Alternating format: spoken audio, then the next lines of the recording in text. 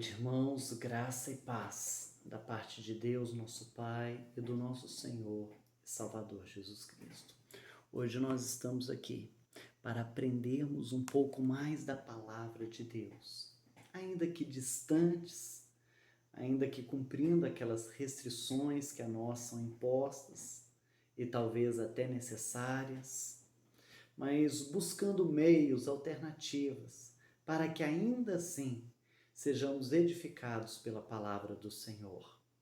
Nós temos seguido uma série de estudos, na verdade, eram os estudos bíblicos, o governo da igreja e seus oficiais. Os membros da nossa igreja receberam esse guia de estudos e através desse guia de estudos nós vamos assim, semana após semana, estudarmos, compartilharmos acerca do sistema de governo presbiteriano, acerca das qualidades, características daqueles que almejam o oficialato da igreja, o que deve se esperar dele, a fim de nos direcionar para a nossa assembleia extraordinária, que se Deus abençoar e for da vontade dele, há de ocorrer no final do mês de maio. Convido você a abrir a sua Bíblia. Se você ainda não está com a sua Bíblia, dá uma pausa aí, pega a sua Bíblia. Prontinho? Nós vamos ler o texto de Efésios, capítulo 4, a partir do versículo de número 11, que fala acerca de Jesus e diz assim: E ele mesmo concedeu uns para apóstolos, outros para profetas, outros para evangelistas e outros para pastores e mestres, com vistas ao aperfeiçoamento dos santos, para o desempenho do seu serviço para a edificação do corpo de Cristo, até que todos cheguemos à unidade da fé e do pleno conhecimento do Filho de Deus, à perfeita varonilidade, à medida da estatura da plenitude de Cristo. Senhor amado, sê conosco nesse momento e ajuda-nos, ó Deus, a compreender a Tua palavra.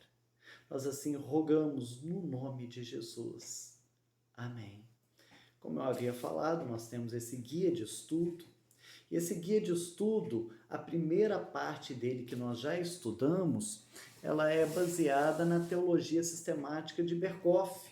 Esse livrinho aqui, que entre os seus vários temas, trata sobre alguns sistemas de governo das igrejas. Então nós vimos os quakers, nós vimos os episcopais, nós vimos os congregacionais e agora nós vamos ver o sistema reformado ou presbiteriano.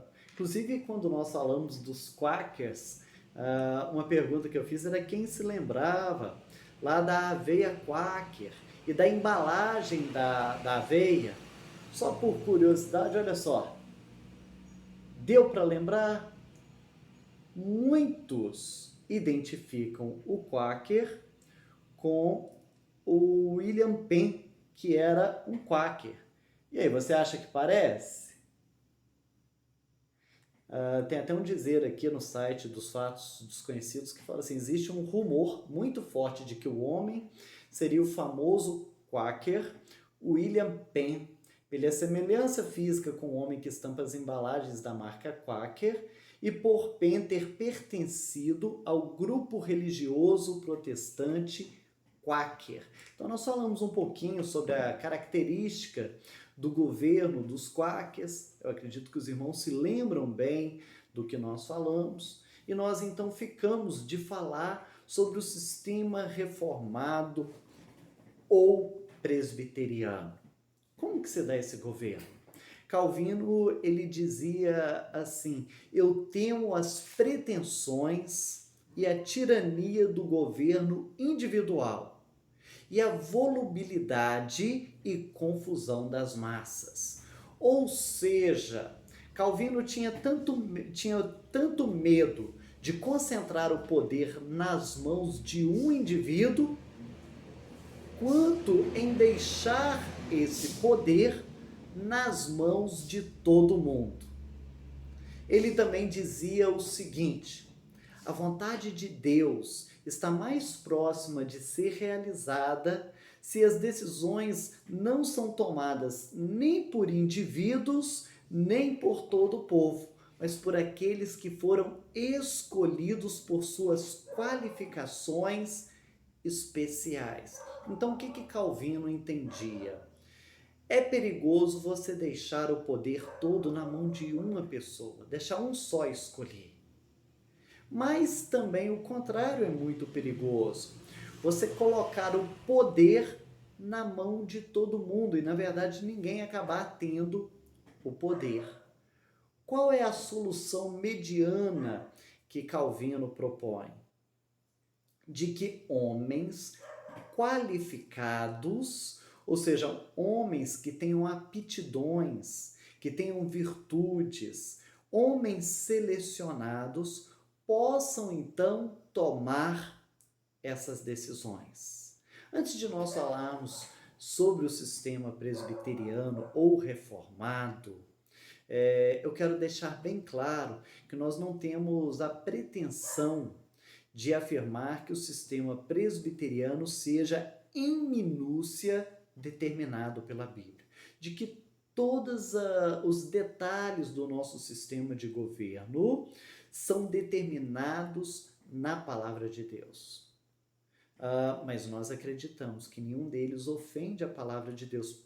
Pelo contrário, eles refletem o espírito da palavra de Deus. Existem particularidades que são determinadas pela utilidade e pela sabedoria humana, desde que não se conflite com a palavra de Deus. Em outras palavras, eu quero dizer que a estrutura ela deve ser mantida rigidamente. Alguns pormenores eles podem ser mudados de acordo com a necessidade. Quais são os pressupostos, então, do nosso sistema de governo? O primeiro pressuposto é que Cristo é o chefe e cabeça da igreja e fonte da sua autoridade. Ou seja, quem é o cabeça da igreja é Cristo. De onde vem a autoridade? Vem de Cristo. Ele é o único chefe da igreja. Ele é a pedra fundamental. Ele disse acerca de si mesmo: sobre esta pedra edificarei a minha igreja. Nós entendemos que quando o Senhor Jesus diz sobre esta pedra edificarei a minha igreja, ele se referia à sua própria pessoa. O próprio apóstolo Pedro, quando escreve a sua carta, ele diz que nós somos pequenas pedras, mas que Cristo é a pedra principal. Cristo é a pedra angular. É sobre ela que a igreja é edificada. E o Senhor Jesus, dessa forma, ele mantém uma relação viva e orgânica com o corpo, enchendo de vida. Um desafio que a gente tem no online é ligação, é barulhos externos, e espero que isso não venha nos atrapalhar no estudo da palavra. O que eu quero dizer é que foi Jesus que instituiu a igreja. No texto que eu acabei de citar, eu sou Cristo, e sobre esta pedra edificarei a minha igreja. Foi o Senhor Jesus que instituiu os meios de graça, através das palavras e dos sacramentos. Foi o Senhor Jesus que levantou líderes que pudessem falar e agir no seu nome. O texto de Efésios que nós acabamos de ler trata acerca disso. E o Senhor Jesus ele está presente na igreja quando esta se reúne para o culto. Olha o que diz a segunda carta de Paulo aos Coríntios, lá no capítulo de número 13. Segunda carta de Paulo aos Coríntios, capítulo de número 13.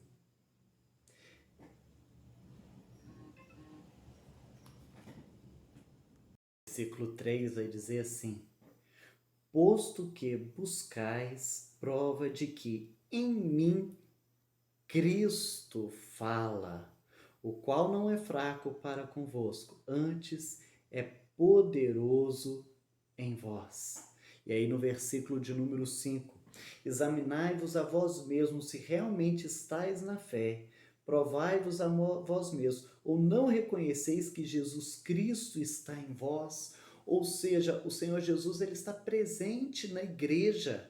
E ele fala através da sua palavra. Paulo estava aqui dizendo, Cristo está falando através de mim.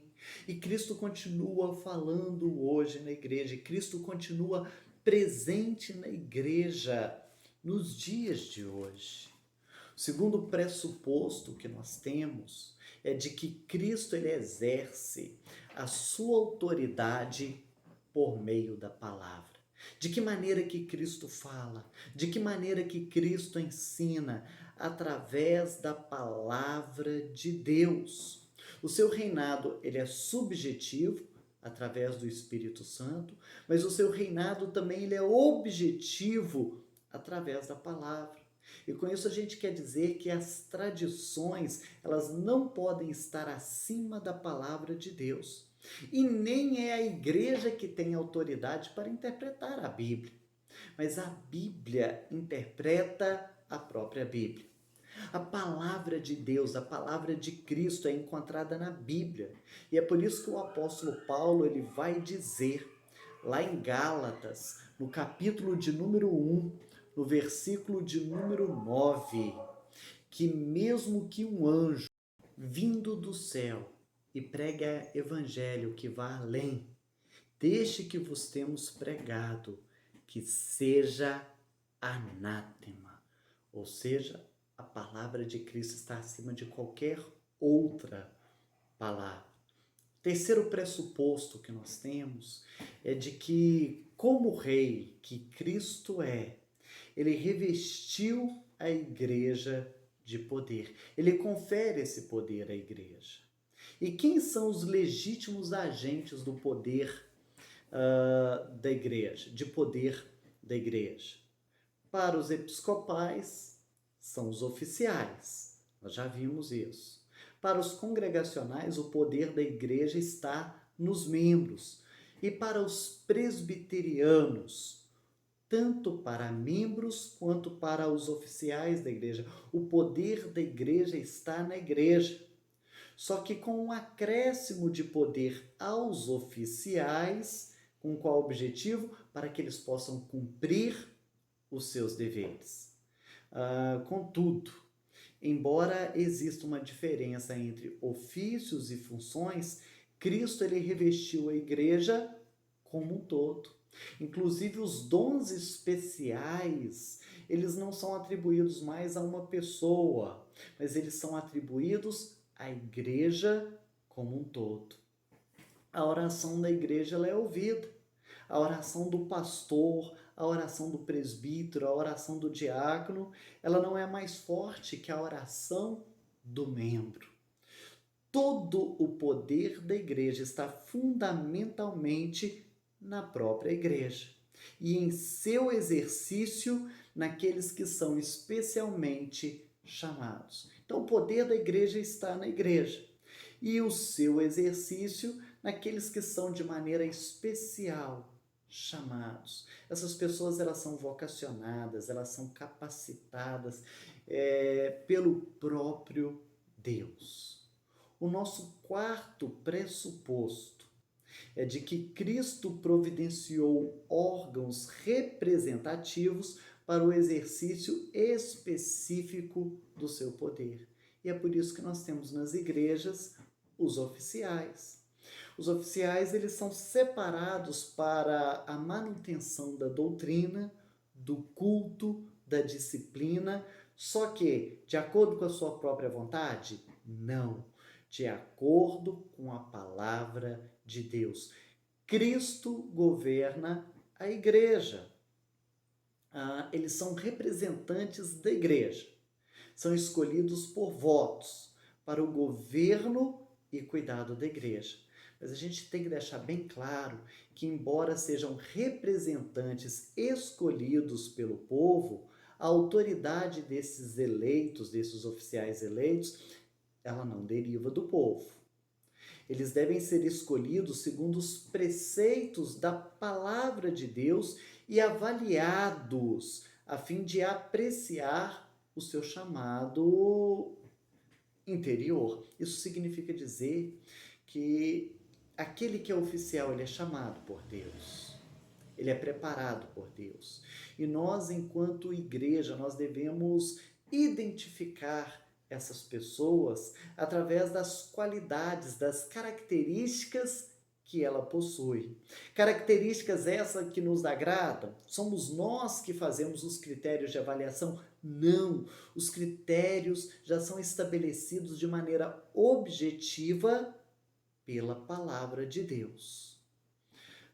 Nós vamos ver isso daqui a pouco ou mais adiante, quando nós estudarmos então sobre quais são essas características dos oficiais. O nosso quinto pressuposto é que o poder da igreja reside primeiramente no corpo governante e ele se estende. Ou seja, existe um poder local que é subordinado. A igreja presbiteriana, por exemplo, os presbíteros eleitos, eles formam o conselho. As igrejas aqui mais próximas da nossa região formam o presbitério. Os presbitérios mais próximos formam o sínodo. E a reunião dos sínodos que compõem os presbitérios e igrejas presbiterianas do Brasil compõem, então, o Supremo Concílio. Essa é a forma de governo que expressa a unidade da igreja. Nós temos aqui o governo do Ocidente, o governo que é feito no Ocidente, é o mesmo governo lá no Rio de Janeiro, lá em Vitória, lá em Manaus. A igreja presbiteriana, ela tem um poder local, mas ela também tem um poder subordinado, e ela é federativa. Na próxima oportunidade, nós vamos ver, então, quais são as características para esses oficiais. Antes de nós fecharmos, eu só quero ainda falar acerca dos oficiais da igreja, que o Senhor Jesus, ele sempre levantou líderes em toda a história da igreja. Nós temos oficiais da igreja que são extraordinários e aqueles que são ordinários. Os extraordinários, eles tiveram ofícios temporários da parte de Deus para necessidades temporais. São alguns ofícios que nós já não temos mais nos dias de hoje. Quais são eles? O ofício de apóstolo, o ofício de profeta e o ofício de evangelista. Quando eu me refiro a evangelista, não é no mesmo sentido que nós conhecemos hoje, mas os evangelistas lá do Novo Testamento. Nós não temos a necessidade mais de acréscimo da palavra de Deus. Nós não temos mais necessidade de uma era apostólica, de apóstolos, nem de profetas. A palavra dos apóstolos e dos profetas, elas já estão todas fechadas junto com o cânon. A palavra de Deus, ela já foi completa. E aqui nós já temos a palavra dos profetas e dos apóstolos. Então tome muito cuidado, porque esse ofício de apóstolo e de profeta, ele já cessou. Nós podemos até sermos considerados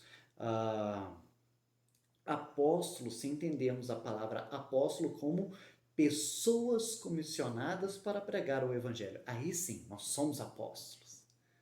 Da mesma maneira, se nós entendermos profetas como aquele que fala da palavra de Deus, daquele que expõe a profecia bíblica, nesse sentido, nós somos sim profetas. Mas nós não somos inerrantes, nós não somos inspirados, e aquilo que a gente fala não é em nós mesmos a própria palavra de Deus. Nós simplesmente transmitimos a palavra de Deus que já foi escrita e revelada. Os ofícios ordinários, nós temos o ofício do presbiterato, que o presbítero é um termo no Novo Testamento que significa ancião, é o mesmo termo usado para bispo. No Antigo Testamento nós temos muito a utilização do termo ancião para aquelas pessoas que exerciam liderança, ancião, superintendente, existe desde o Antigo Testamento e era inclusive comum entre os judeus. Se você abrir a sua Bíblia e procurar aí, Números 11, 34, Josué 20, versículo 4, ou Lucas 22, versículo 66, você vai encontrar essas referências. Um outro ofício que permanece é o ofício de mestres. Havia a necessidade daqueles que explicavam o ensino apostólico. Eles não eram inspirados, mas eles repassavam o ensino dos apóstolos para a igreja. Eles não eram inspirados, mas eles eram estudiosos da palavra de Deus.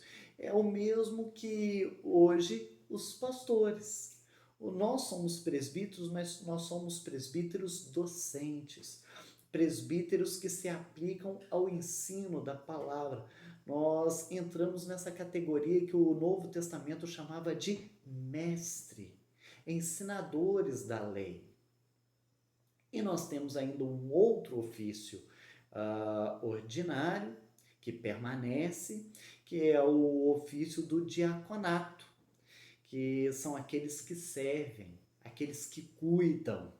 A Constituição da nossa Igreja Presbiteriana nos diz que o diácono é o oficial eleito para dedicar-se especialmente, olha, presta atenção que eu disse especialmente e não exclusivamente, especialmente a arrecadação de ofertas para fins piedosos, ao cuidado dos pobres, doentes e inválidos e a manutenção da ordem e reverência nos lugares reservados ao serviço divino, como também da fiscalização para que haja boa ordem na casa de Deus e nas suas dependências. Por isso que algumas igrejas presbiterianas deixam sob o cargo da junta diaconal a responsabilidade do zelador da igreja, eles que observam, porque eles fiscalizam a igreja, as suas dependências, como também fiscalizam o momento do culto, da adoração, se está havendo reverência, se todos estão realmente bem distribuídos, se estão todos acomodados, se estão todos participando. De certa forma, eles têm até um poder de disciplina também. A função dos apóstolos também está ligada ao cuidado dos pobres, dos doentes, dos inválidos, daquelas pessoas que estão necessitadas, da arrecadação de bens, de ofertas, com fins piedosos. Então, nós temos o ofício de mestre, que é o mesmo do pastor, o ofício de presbítero ou ancião, ou bispo, que é o que equivale ao presbítero de hoje, e o ofício do diaconato, que é o que equivale ao ofício de diácono, que nós temos também nos dias de hoje. Meus irmãos, que Deus nos abençoe ricamente. Nós vamos orar nesse instante. Peço aos irmãos que se lembrem dos casos de pessoas que estão aí enfrentando os leitos, as UTIs.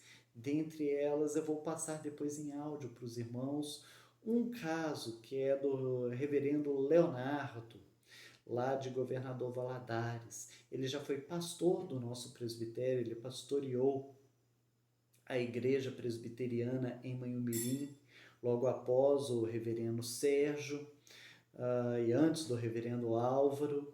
Ele se transferiu e agora ele está num estado delicado por conta do agravamento dessa doença, do Covid. Então nós vamos orar pelo pastor Leonardo, juntamente com outros pastores também. Vamos nos dedicar nesse momento. Nós estamos isolados, mas nós não deixamos de ser igreja. Nós não estamos nos reunindo presencialmente como gostaríamos, mas a igreja de Cristo, ela permanece. E assim que nós tivermos a oportunidade, nós vamos nos agregar, nós vamos nos ajuntar para a honra e para a glória do Senhor nosso Deus. Senhor amado, Deus eterno, nós agradecemos ao Senhor por essa oportunidade de estudo. Intercedemos, ó Deus, em favor da nossa igreja, dos nossos irmãos queridos, irmãos amados, que agora estão nos seus lares, nas suas casas. Rogo, ó Deus, que o Senhor assim os fortaleça, os abençoe, nesse período tão delicado que nós estamos vivendo. Que a fé possa aumentar e não diminuir, e que nós possamos estar desejosos para nos congregarmos, para reunirmos, ó Deus, para louvar e adorar o teu santo nome. Mas que possamos aproveitar também esses momentos de restrição para buscarmos ao Senhor, para falarmos contigo, para crescermos no teu amor. Rogamos, ó Pai, pela tua intervenção. Que o Senhor abençoe aquelas pessoas que estão sofrendo nos leitos, nas UTIs. Que o Senhor abençoe, ó Deus, os médicos, a linha de frente, aqueles que de maneira tão obstinada têm se empenhado para salvar vidas. Aquelas pessoas, ó Deus, que continuam se arriscando porque precisam do trabalho. Que o Senhor os abençoe e os livre também do mal. Aquelas pessoas, ó Deus, que tem passado dificuldade pela restrição, pela crise econômica que tem vindo junto com esse isolamento, que o Senhor também os abençoe. Ó Pai amado, ajuda-nos a passar por esse momento, mas que possamos passar mais próximos de Ti. Nos lembramos, ó Deus, do pastor Leonardo, rogando sobre ele a Tua boa e poderosa mão. Vá ao encontro dele nesse momento, dando-lhe, ó Deus, as condições necessárias para respirar, e que saia ele logo, ó Deus, desse hospital, para que continue pregando da Tua palavra, exercendo o ofício que o Senhor o vocacionou. Assim nós oramos no nome de Jesus. Amém.